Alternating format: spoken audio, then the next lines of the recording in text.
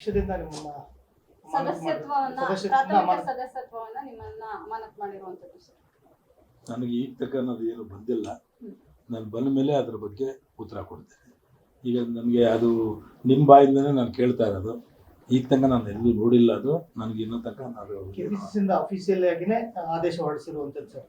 ಅದು ಬರಲಿ, ಬಂದಾಗ ನಾನು ಅದು ಕರೆಕ್ಟಾಗಿ ಸರಿಯಾದ ಅಂತ ನಾನು ಉತ್ತರ ಕೊಡ್ತೀನಿ. ಅದು ಕೆಲವು ಆಡಿಯೋಗಳು ವೈರಲ್ ಆಗಿದೆ, ಪಕ್ಷ ವಿರೋಧಿ ಚಟುವಟಿಕೆ ಮಾಡಿದ್ದು ಸ್ಪಷ್ಟ ಆಗಿದೆ ಅನ್ನೋದೊಂದು ಹೇಳ್ತಾರೆ. ಯಾವ್ದಾರ ಒಂದು ವಿಡಿಯೋ ಅದು ವೈರಲ್ ಮಾಡಿ ತೋರಿಸ್ಬೇಕಲ್ಲ, ನಿಮ್ಮ ಟಿವಿ ಮುಖಾಂತರನೇ ತೋರಿಸ್ಬೋದಲ್ಲ. ಈಗ ಆಡಿಯೋ ವೈರಲ್ ಆಗಿದೆ ಅಂತ ಬರೀ ಹೇಳಿದ್ರೆ ಅದು ವೈರಲ್ ಅಂತ ಹೇಳಂಗಿಲ್ಲಲ್ಲ.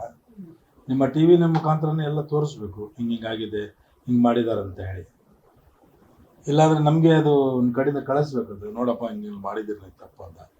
ನಮಗೆ ಆಶ್ಚರ್ಯ, ಈಗ ಅವ್ರು ಮಾಡಿದಾರಂತ ಕೇಳಿ ನನಗೆ ಆಶ್ಚರ್ಯ ಒಂದೇ ಆಗಿದ್ದು, ಒಬ್ಬರಿಗೆ ಒಂದು ಇದು ಮಾಡ್ತಾರಲ್ಲ ಅಂತ ನಮಗೆ ಗೊತ್ತಾಗಿದೆ. ಈಗ ಇದಕ್ಕಿಂತ ಹಿಂದೆ ಇಂಥವು ಬೇಕಾದಷ್ಟು ಆಗಿದ್ದಾವೆ.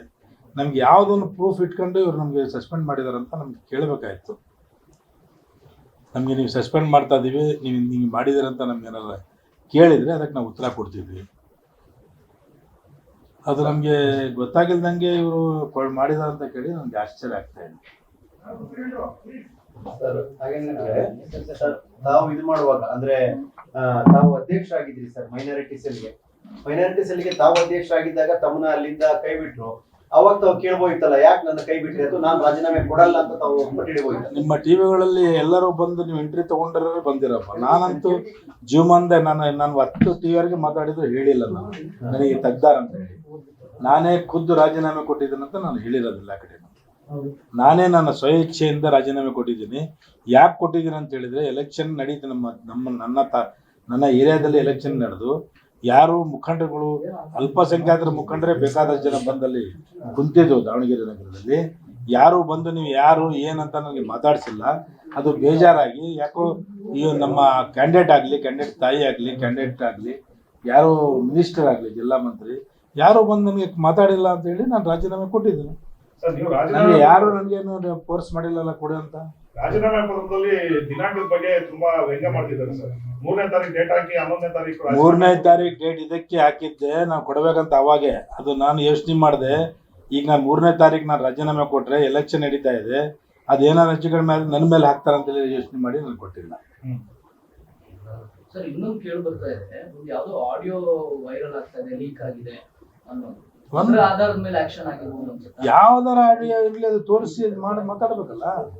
ನಿಮ್ಗಾರ ತೋರಿಸ್ಬೇಕು, ಅಲ್ಲ ನಮಗೆ ಬೇಡ, ನಿಮಗಾರ ತೋರಿಸ್ಬೇಕಲ್ಲ. ನಿಮ್ಮ ಇಂಥ ಆಡಿಯೋ ಇಂಥ ಜಾಗದಲ್ಲಿ ನೀವು ನಿಮ್ಗೆ ಮಿಸ್ಟೇಕ್ ಮಾಡಿದ್ದೀರಿ, ಅದು ನಾವು ಕಾರಣ ಇಟ್ಕೊಂಡು ನಿಮಗೆ ರಾಜೀನಾಮೆಯನ್ನು ನಿಮಗೆ ಪಕ್ಷದಿಂದ ಚಟ್ನಿ ಮಾಡ್ತದೆ ಅಂತ ಹೇಳ್ರಿ. ಅದು ಆಗಿತ್ತೋ ಇಲ್ಲ ಅಂತ ತಾವು ಹೇಳ್ರಿ ಅಂತ ಹೇಳಿದ್ರೆ ನಾನು ಹೇಳ್ತೀನಿ. ಇಲ್ಲಪ್ಪ ತೆಗ್ದೀವಿ ಅಂತ ಹೇಳಿದ್ರೆ ಸ್ವಾಗತ, ಅದ್ರಾಗೇನೈತಿ.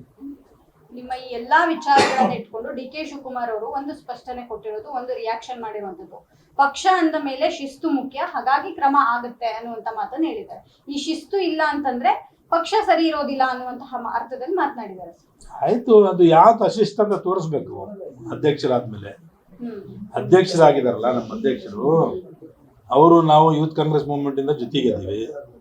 ಅಶಿಸ್ತು ಅಂತ ಏನಂತ ತೋರಿಸ್ಬೇಕಲ್ಲ. ಅಶಿಸ್ತು ಅಂತ ಇಂಥದ್ದು ಮಾಡಿರೋದು ಅಶಿಸ್ತು. ನೀವು ಪಕ್ಷದಲ್ಲಿ ನೀವು ಬಂದು ಕೆಲಸ ಮಾಡಲಿದ್ದು ಅಶಿಸ್ತು ಅಂತ ಹೇಳಬೇಕಲ್ಲ ನಮಗೆ. ನಾವು ಪಕ್ಷಕ್ಕೆ ಯಾಕೆ ಕೆಲಸ ಮಾಡಿಲ್ಲ, ನನಗೆ ಆರೋಗ್ಯ ಸರಿ ಇಲ್ಲ ಅಂತ ಹೇಳಿದ್ದೆ ಒಂದು.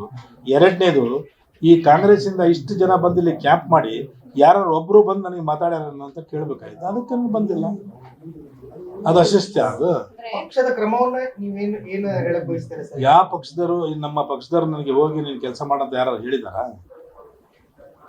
ಪ್ರಾಥಮಿಕ ಸದಸ್ಯತ್ವದಿಂದ ತೆಗೆದು ಹಾಕಿರೋ ವಿಚಾರವನ್ನ ನೀವೇನ್ ಮಾಡಿ ಅದು ಕೈಯಾಗಿ ಬಂದಿಲ್ದಂಗೆ ನಾನು ಏನು ಹೇಳಂಗಿಲ್ಲ. ಆಕಸ್ಮಿಕವಾಗಿ ಹಂಗ್ ಮಾಡಿದ್ರೆ ಅದು ಆಮೇಲೆ ಕರೆದು ಮಾತಾಡ್ತೇನೆ. ಸರ್ ತಾವೇನಾದ್ರು ಈ ಕನ್ವಿನ್ಸ್ ಮಾಡಕ್ಕೆ ಹೋಗುವಂತ ಸಂದರ್ಭದಲ್ಲಿ ಸ್ವಿಚ್ ಆಫ್ ಮಾಡ್ಕೊಂಡಿದ್ರಾ ತಾವು? ಅಂದ್ರೆ ರಿಜ್ವಾನ್ ಅವರು, ಸಲೀಂ ಅವರು ದಾವಣಗೆರೆಗೆ ಬಂದಾಗ ಮೈನಾರಿಟಿ ಲೀಡರ್ಗಳನ್ನ ಕನ್ವಿನ್ಸ್ ಮಾಡುವ ಹಂತದಲ್ಲಿ ತಾವು ಸ್ವಿಚ್ ಆಫ್ ಮಾಡ್ಕೊಂಡ್ರಿ. ನಸೀರ್ ಅಹಮದ್ ಅವರು ಹೆಲಿಪ್ಯಾಡ್ ವರೆಗೆ ಹೋಗಿ ವಾಪಸ್ ಕಾರ್ ಹೊತ್ಕೊಂಡು ಬಂದ್ರು ಅನ್ನೋದು ಇವೆರಡು ಪ್ರಮುಖ ವಿಚಾರ.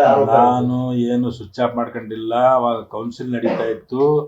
ನನ್ನ ಎದುರುಗಡೆನೇ ಸಲೀಂ ಅಹಮದ್ ಅವರು ಕುತ್ಕೊಳ್ಳೋದು, ನನ್ನ ಪಕ್ಕದಾಗ ನನ್ನ ಎದುರುಗಡೆನೇ ನಸೀರ್ ಅಹಮದ್ ಕುತ್ಕೊಳ್ಳೋದು. ಇವರೆಲ್ಲರೂ ಮಾತಾಡ್ತಾ ಇದ್ರು, ಹೋಗ್ತಾ ಇದ್ರು, ಬರ್ತಾ ಇದ್ರು. ಮುಖ್ಯಮಂತ್ರಿ ಹತ್ರ ಮಾತಾಡಿ ಅಲ್ಲಿಂದ ಹೋಗಿರೋದು ಎಲ್ಲ ನನ್ನ ಎದುರುಗಡೆ ನಡೆದಿರೋದು. ಯಾರು ನನಗೆ ಆ ವಿಚಾರದಲ್ಲಿ ಮಾತಾಡಿಲ್ಲ. ಸರ್ ಟೋಟಲಿ ಇಲ್ಲಿ ತಾವು ಕೂಡ ಸಿದ್ದರಾಮಯ್ಯ ಅವರ ಆಪ್ತ ಬಳಗದಲ್ಲಿ ಕೂತ್ಕೊಂಡಿದ್ದೀರಿ. ಎಲ್ಲಾ ಸಿದ್ದರಾಮಯ್ಯ ಆಪ್ತರನ್ನೇ ಟಾರ್ಗೆಟ್ ಮಾಡ್ತಿದ್ದಾರೆ ಸರ್ ಒಬ್ಬೊಬ್ಬರನ್ನೇ. ಅದು ನನ್ಗೇನು ಅನಿಸ್ತಾ ಇಲ್ಲ. ಸಿದ್ದರಾಮಯ್ಯ ಆಪ್ತಾರೆ, ನಾವು ಪಾರ್ಟಿ ಆಪ್ತರು ನಾವು ಇದ್ದಿದ್ದು ಇಷ್ಟು ದಿವಸ. ಅಕಸ್ಮಾತ್ ತೆಗ್ದಿದ್ರೆ ನಮಗೂ ಅದಕ್ಕೆ ಸಂಬಂಧ ಇಲ್ಲ ಅಂತ ಅನಿಸುತ್ತೆ. ಈಗ ಇಷ್ಟು ದಿವಸ ಅಂತೂ ಪಾರ್ಟಿಯಾಗೆ ಇದ್ದಿದ್ದು ನಾವು. ಪಾರ್ಟಿಯಲ್ಲಿ ಸಿದ್ದರಾಮಯ್ಯ ಒಬ್ರು ನಮ್ಮ ಮುಖಂಡರು, ನಾಯಕರು. ಒಬ್ರಿಗೊಂದು ಕ್ರಮ ಶಿವಕುಮಾರ್ ಒಬ್ರು ನಾಯಕರು. ಅದೇ ಒಬ್ರಿಗೊಂದು ಅಂತ ಓಪನ್ ಆಗಿ ಕಾಣ್ತಾ ಇದೆ. ಇಂಥವು ಬೇಕಾದ ಸರ್ತಿ ಆಗಿದಾವೆ. ಯಾವ ರೀತಿಯಾಗಿ ವಿಶ್ಲೇಷಣೆ ಮಾಡ್ತೀರಿ ಅಂತ? ಯಾರ ಮೇಲೆ ಕ್ರಮ ಆಗ್ಬೇಕಾಗಿತ್ತು, ಯಾರ ಮೇಲೆ ಕ್ರಮ ಆಯ್ತು ಅಂತ? ಯಾರ ಮೇಲೆ ಕ್ರಮ ಅಂದ್ರೆ ಯಾರು ಕರೆದಿಲ್ಲ, ಯಾರು ಜವಾಬ್ದಾರಿಯಾಗಿ ಇವ್ರು ಟಿಕೆಟ್ ಕೊಟ್ಟಿದ್ರಲ್ಲ ಮಾತಾಡ್ಕೊಂಡು, ಇವ್ರು ಟಿಕೆಟ್ ಕೊಟ್ಟಿದ್ರಲ್ಲ ಅವ್ರ ಕರ್ತವ್ಯ ಇತ್ತಲ್ಲ, ಅವ್ರು ಯಾಕೆ ಚೆನ್ನಾಗಿ ಮಾಡಿಲ್ಲ ಅಂತೇಳಿ ಹೇಳ್ಬೇಕು. ಪ್ಲಸ್ ಟಿಕೆಟ್ ಯಾರು ಕೊಟ್ಟಿದಾರಲ್ಲ ಅವರು ಅವ್ರ ಯಜಮಾನರು ತೀರ್ಕೊಂಡ್ರಲ್ಲ, ಅವರು ಓಪನ್ ಆಗಿ ಡಯಾಸ್ ಮೇಲೆ ಕುತ್ಕೊಂಡು ಮಾತಾಡಿದ್ರಲ್ಲ ಬಿಜೆಪಿ ಗೆಲ್ಲಿಸ್ರಿ ಅಂತ ಯಡಿಯೂರಪ್ಪನ ಮಗನ್ಗೆ. ಅದು ಯಾಕೆ ಕ್ರಮ ತಗೊಂಡಿಲ್ಲ? ಸರ್ ತಾವು 4 ಗೋಡೆ ಮಧ್ಯೆ ಪಾರ್ಟಿ ಅಭ್ಯರ್ಥಿ ವಿಚಾರವಾಗಿ ಅವ್ರು ಹೇಳಿದ್ದನ್ನ ಒಪ್ಕೊಂಡಿದ್ರಿ, ಆಮೇಲೆ ತಾವು ಒಪ್ಕೊಳ್ಳದೆ ಈ ರೀತಿ ಪಕ್ಷ ವಿರುದ್ಧವಾಗಿ ನಿಂತಿದ್ದೀರಿ ಅಂತ. ನನಗೆ ಯಾರು ಏನು ಹೇಳಿಲ್ಲಿದ್ದು ಒಪ್ಕೊಳಕ್ ಕ್ವಶನ್ ಎಲ್ಲಿಂದ ಬರ್ತದೆ?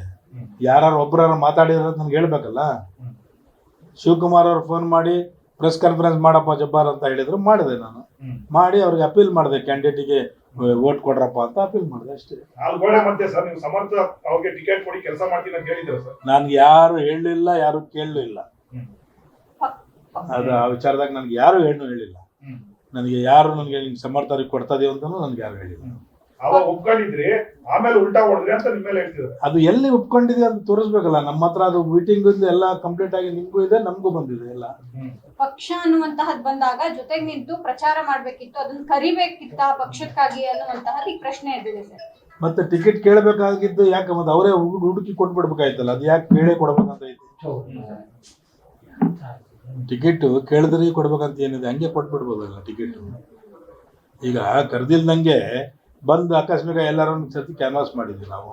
ಕ್ಯಾನ್ವಾಸ್ ಮಾಡಿದಾಗ ಇವ್ರು ನೋಡ್ರಿ ಇವ್ರು ಬಂದಿದ್ದಕ್ಕೆ ಅಲ್ಲಿ ಓಟ್ ಬಂದಿಲ್ಲ ಅಂತ ಹೇಳೋದು, ನಾವು ಸುಮ್ಕೆ ನಾವೇ ಮಾಡ್ಕೊಂತಿದ್ವಿ ಅಂತ ಹೇಳೋದು. ಇಂಥವೆಲ್ಲ ಯಾರು ಕೇಳಬೇಕು? ಅವಶ್ಯಕತೆ ಇಲ್ಲ. ನಮ್ಮಿಂದ ಯಾವುದೇ ಲೋಪ ಆಗಿಲ್ಲ ಅಂತ ಹೇಳ್ತಿದ್ದೀರಿ. ಬಟ್ ಇಂಥ ನಿಮ್ಮಂತ ಹಿರಿಯ ನಾಯಕರನ್ನ ಏಕಾಏಕಿ ಪಕ್ಷದಿಂದ ಉಚ್ಚಾಟನೆ ಮಾಡೋದು ಗೌರವಯುತವಾಗಿ ನಡ್ಸ್ಕೊಳ್ಳೋತಾರನ ಸರ್ ಇದು ಪಾರ್ಟಿ? ನಾನು ಆ ವಿಚಾರ ಬಂದ್ ಕೂಡ್ಲೇನೆ ನಿಮ್ಗೆ ಅದು ಏನೈತೆ ಅಂತ ಮಾತಾಡ್ತೀನಿ. ಈಗ ಸಸ್ಪೆಂಡ್ ಮಾಡ್ಬೇಕಾದ್ರೆ ಅದಕ್ಕೆ ರೀಸನ್ ಹಾಕಿರ್ತಾರೆ, ಏನಂತ ನೋಡ್ತೀನಿ.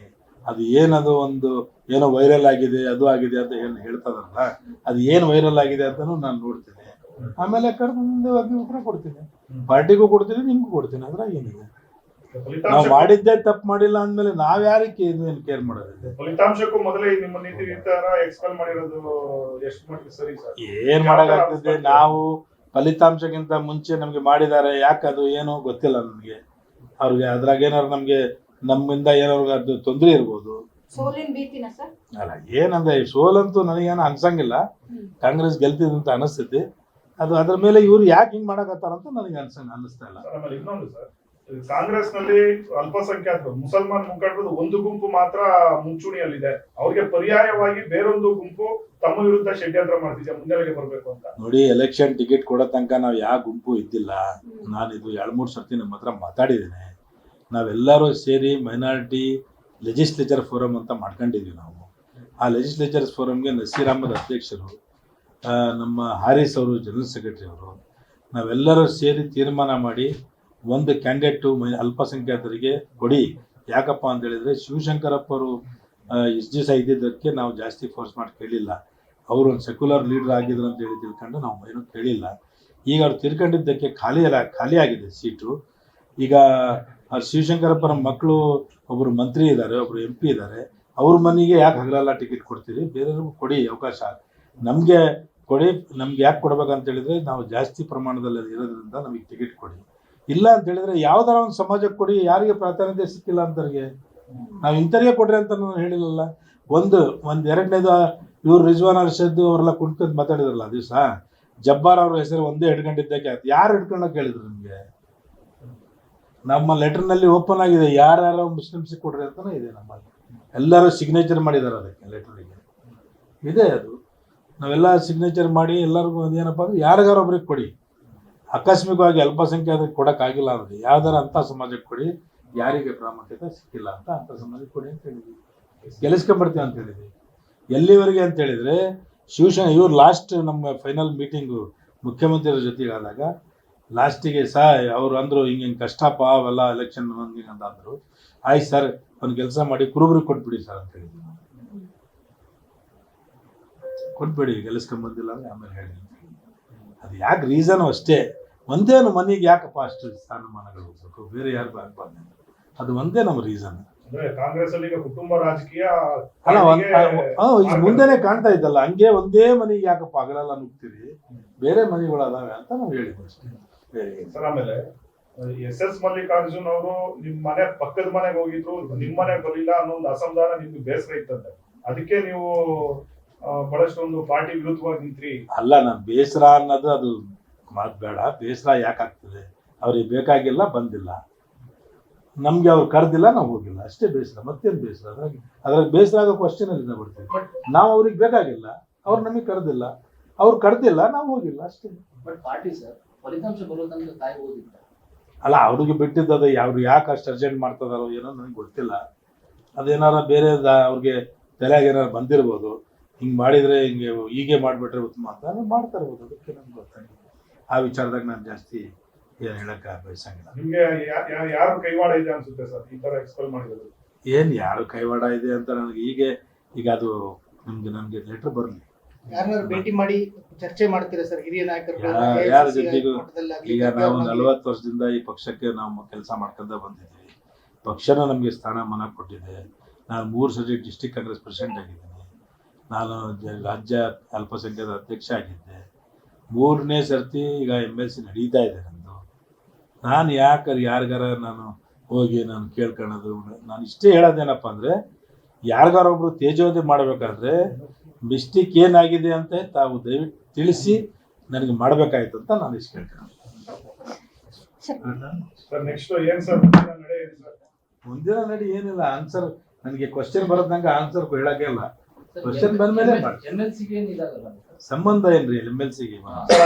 ಜಮೀರ್ ಅಹಮದ್, ನಜೀರ್ ಅಹಮದ್, ನೀವು ಎಲ್ಲ ಪಕ್ಷಕ್ಕೆ ಬಹಳಷ್ಟು ಕೊಡುಗೆ ಕೊಟ್ಟಿದ್ರ ಸರ್, ಪಕ್ಷದ ಮುಂಚೂಣಿ ನಾಯಕರು ಮುಸ್ಲಿಂ ಇದರಲ್ಲಿ. ಆದ್ರೆ ಈ ತರ ನಿಮ್ಮನ್ನೆಲ್ಲ ನಡೆಸ್ಕೊಳ್ಳೋದು ಅಗೌರವಯುತವಾಗಿ. ಅಲ್ಲಲ್ಲ, ನಾವು ಪಕ್ಷದ ಮುಂಚೂಣಿ ನಾಯಕರು ಈಗ ಮುಂಚೂಣಿಯಲ್ಲಿ ಬೇರೆಯವ್ರು ಬಂದಿದ್ದಾರೆ. ರೇಸ್ ಇದ್ದಂಗೆ, ಈ ರೇಸ್ನಲ್ಲಿ ಒಂದು ಕುದುರೆ ಹಿಂದೆ ಹೋಗ್ತಿದ್ದೆ, ಒಂದು ಕುದುರೆ ಮುಂದೆ ಬರ್ತಿದ್ದೆ. ಈಗ ಸದ್ಯ ಬೇರೆ ಕುದುರೆಗಳು ಮುಂದೆ ಬರ್ತಿದ್ದಾರೆ, ಅವ್ರು ಎಲ್ಲಿ ತನಕ ಓಡ್ತಾರಂತ ನೋಡೋಣ. ಜಮೀರ್ ಅಹಮದ್ ಖಾನ್ ಅವರು ಸುಪ್ರೀಂ ಲೀಡರ್ ಒಂದು ಲೆವೆಲ್ ಲೀಡರ್ಶಿಪ್ ಅನ್ನ ಇಡೀ ಸ್ಟೇಟ್ ಅಲ್ಲಿ ಇಟ್ಕೊಂಡಿದ್ದಾರೆ. ಅದರ ಮೇಲೆ ಕಣ್ಣು ಹಾಕಿ ಈ ತರ ಆಗ್ತಾ ಇದೆಯಾ ನೋಡಿ? ಅದು ಎಲ್ಲ ಅವಕಾಶ ದೇವರು ಯಾರಿಗೆ ಕೊಡ್ಬೇಕಂತ ಕೊಟ್ಟಿದ್ದಾರೆ. ಅವ್ರ ಕಡೆಯಿಂದ ಏನೇನು ಕೆಲಸ ಮಾಡಿಸ್ಬೇಕಂತ ಮಾಡಿಸಿದ್ದಾರೆ. ಅವರು ಅದೇ ಜಾಗದಲ್ಲಿ ಜಮೀರ್ ಅಹಮದ್ ಜಾಗದಲ್ಲಿ ನಾನು ಇದ್ದಿದ್ರೆ ನಾನು ಬರ್ತಿದ್ದಿಲ್ಲ 5ನೇ ತಾರೀಕು. ಹಂಗೆ ಹೇಳಿದರು, ಅವನೇನು ಬಂದಿಲ್ಲ ಅಂದ್ರೆ ನಡೀತಿದ್ದಿ, ಅವನೇನು ಬರ್ಬೇಕಂತ ಐತೆ ಅಂತ ಹೇಳಿದ್ರು, ಮೊನ್ನೆ ಹೋಗ್ತಿದ್ದಿಲ್ಲ. ಅವರು ಮುಖ್ಯಮಂತ್ರಿಯವರು ಹೇಳ್ಬಿಟ್ಟಿದ್ದಾರೆ, ಅವ್ರ ಮಾತು ಉಳಿಸ್ಕೋಬೇಕಂತ ಅವ್ರು ಬಂದಿದ್ದಾರೆ. ದೊಡ್ಡತನ ಅವ್ರು ಬಂದಿದ್ದಕ್ಕೆ ಆ ದಿವಸ ನಮ್ಮಲ್ಲಿ ಎಷ್ಟು ಅಸಮಾಧಾನ ಇತ್ತು, ಅದ್ರಾಗ ಅರ್ಧ ಕಡಿಮೆ ಆಯ್ತು ಬಂದು ಹೋದ್ರು ಅಂತ. ಈಗ ನಾವು ರಿಸಲ್ಟ್ ಪಾಸಿಟಿವ್ ಕಂಡ್ರೆ ಅದು ಬಿಕಾಸ್ ಆಫ್ ಜಮೀರ್ ಅಹಮದ್ ಖಾನ್. ಅವರಿಗೆ ಅಲ್ಲಿ ಇದು ಇತ್ತು, ಬರಬೇಕು ಅಂತ ಅಲ್ಲಿ ಮಾಂಗ್ ಅಂತ ಇತ್ತು. ಈಗ ಬಾಕಿಯಾರ ಜನ 21 ದಿನ 30 ದಿನ ಕುತ್ಕೊಂಡು ಏನು ಮಾಡ್ಯಾರಂತ ಅವ್ರ ಕಡೆಯಿಂದ ಬರಬೇಕಲ್ಲ ಅಲ್ವಾ? ನೋಡೋಣ, 4ನೇ ತಾರೀಕಿನಾಗ ಕಾಯ್ರಿ, ಆಮೇಲೆ ಕುತ್ಕೊಂಡು ಮಾತಾಡೋಣ. ಸಿದ್ದರಾಮಯ್ಯನವರೇ 5 ವರ್ಷ ಮುಂದುವರಿಬೇಕು, ಅವರೇ CM ಅಂತ ಜಮೀರ್ ಅಹಮದ್ ಅವರು ಪದೇ ಹೇಳ್ತಾ ಇದ್ರು. ಹೈಕಮಾಂಡ್ ಎಚ್ಚರಿಕೆ ಕೊಟ್ಟರು, ಅದಕ್ಕೆ ಕೇರ್ ಮಾಡ್ತಿರ್ಲಿಲ್ಲ. ಸಿದ್ದರಾಮಯ್ಯನವರ ಪರವಾಗಿ ಆ ಮಟ್ಟಿಗೆ ನಿಂತ್ಕೊಳ್ಳೋದಕ್ಕೆ ನಿಮ್ಮ ಗ್ರೂಪ್ ಟಾರ್ಗೆಟ್ ಆಗ್ತಿದ್ಯಾ ಅಂತ? ಅದು ಏನಾಗಿತ್ತು, ಯಾಕೆ ಮಾಡ್ತಿದಾರೋ ಅಂತ ಅರ್ಥ ಆಗ್ತಾ ಇಲ್ಲ ನಮಗೂ. ನಮ್ಗೇನಪ್ಪ ಚಿಂತೆ ಅಂತ ಹೇಳಿದ್ರೆ ಶಿವಕುಮಾರ್ದು ಮತ್ತೆ ಸಿದ್ದರಾಮಯ್ಯ ಸಾಹೇಬ್ರದ್ದು ಅಂತ ಕ್ವಶನ್ ಅಲ್ಲ. ಇಲ್ಲಿ ಒಂದು ಜಾತ್ಯತೀತ ಪಕ್ಷ ಆಗಿ, ಸೆಕ್ಯುಲರ್ ಪಾರ್ಟಿ ಆಗಿ ಯಾರು ಇವರಿಗೆ ಅಧಿಕಾರದಲ್ಲಿ ತಂದು ಕುಳಿಸಿದಾರೋ ಅವ್ರ ಮೇಲೆ ಟಾರ್ಗೆಟ್ ಮಾಡಿ ಅವ್ರಿಗೆ ಒಂದು ಆಕ್ಷನ್ ತಗೊಳೋದು, ಯಾರು ಓಪನ್ ಆಗಿ ಡಯಾಸ್ನಾಗ ಕುತ್ಕೊಂಡು ಓಪನ್ ಆಗಿ ಪಕ್ಷದ ವಿರೋಧಿ ಮಾತಾಡಿದಾರೆ ಅವ್ರಿಗೆ ಬಿಟ್ಬಿಡೋದು, ಇದೆಲ್ಲ ಯಾಕೋ ಸರಿ ಕಾಣ್ತಾ ಇಲ್ಲ ಅಷ್ಟೇ. Okay, thank you very much. ನೀವು ಸಣ್ಣ ಆಗ್ಬೇಕಲ್ವಾ? ಅದು ಒಂದು ಉತ್ತಮ ಆಹಾರದಿಂದ ಸಣ್ಣ ಆಗ್ಬೇಕಲ್ವಾ? ಪ್ರತಿದಿನ ನಮ್ಮ ಜೀನಿ ಸ್ಲಿಮ್ನ ಯೂಸ್ ಮಾಡಿ ಯಾವುದೇ ಸೈಡ್ ಎಫೆಕ್ಟ್ ಇಲ್ದಂಗೆ ನೀವು ಸಣ್ಣ ಆಗ್ತೀರಾ.